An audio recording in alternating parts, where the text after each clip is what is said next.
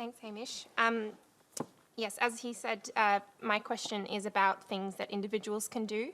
So changing your diet is one of the most impactful things a person can do on their own to reduce their environmental footprint. So how can we encourage Australians to eat less meat? Alice, you describe yourself as someone that has experienced climate anxiety. And what's that done to change your view, not just on food, but also family? Probably a couple of years ago, as a result of studying what I have studied environmental and climate science, I came to the conclusion that it was unsafe, unethical probably, and just a bad choice for me to make to bring children into the world. I'd really like a family, but I'm way too scared to do it. And what does that mean? I mean, that must be such an incredibly difficult thing, given that, as you say, you want to raise a family. Absolutely. Yeah. Alice, like as someone who's suffered incredible climate anxiety, I had episodes of psychosis that manifested as paranoid delusions. I was on two different kinds of antipsychotics at one point. I was seeing things. It was horrible. I can say to you that you're not alone. And when you know what you know, it's a completely ordinary, normal reaction to have when you look at what is coming and you hear, you know, some of our politicians going, "Oh, it's all hot air." It's horrifying to try and those personal choices you make are the things that I was saying before to Tony.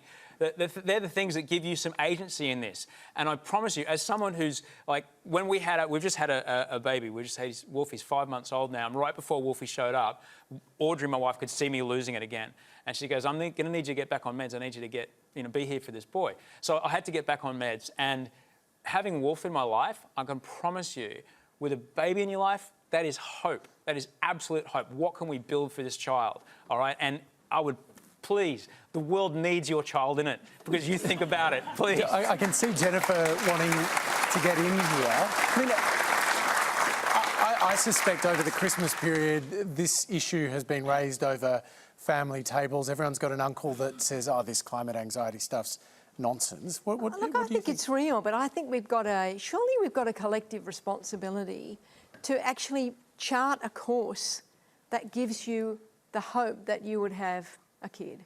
The point that people have been making, that in Australia particularly, we've got the technology, the wherewithal, the skills to actually be a global superpower in exporting renewables, in exporting hydrogen, in exporting lithium. This should be a good story for Australia if we get things right. And I think we've got an obligation, a responsibility to actually take control of this issue and paint a positive story for people so we can get the community. It's not just about spinning a story, though, Of course it's not. So why have we gotten to this point where young people are making a decision like that? Well, I think part of it is Martine's point, that we're not telling the stories about what people are doing. There's another issue to that. And I think, Hamish, I mean, one of the real issues is that in Australia and the US, climate is a toxic issue. In the rest of the world, we don't have this debate, right? The rest of the world is moving very fast. It's a completely different story and narrative. And I often talk to my kids about this, the same. I have 17-year-old twins, and my daughter Natalie and I were talking about the fact that, you know, why have we, the older generation, left such a bad situation for her?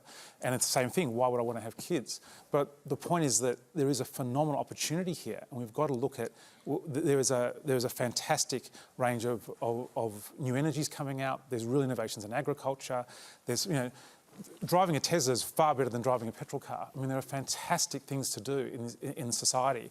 And if we work together and we embrace that, and the one message I really want to give you is that what you hear in Australia is very different to the rest of the world. Correct. And the US. And I think here, unfortunately, the politics of climate change has been challenging, but in many other countries it's not. And again, when you look at the sort of stuff that ARENA funds and that we do, it is amazing. The technologies that are coming through the system. But this has got to be more than just telling a better story.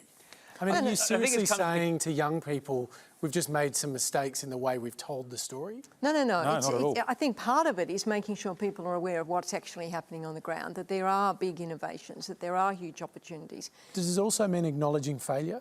Absolutely. Yeah, I think and I think we've allowed this to become a very toxic debate in this country for a decade now. We've not been able to make progress.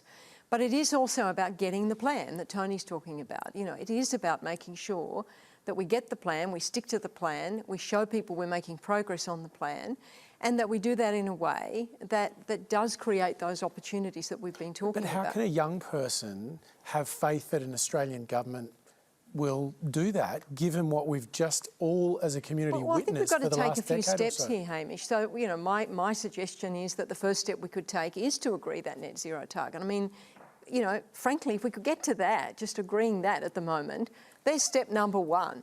Step number two, and this is the work someone asked me, you know, that we're doing in the Business Council. Well, how do we get there? I'd say the first step number one would be like, Scott Morrison, it'll be okay if you can change your mind, we'll be all right with it. All right? On what?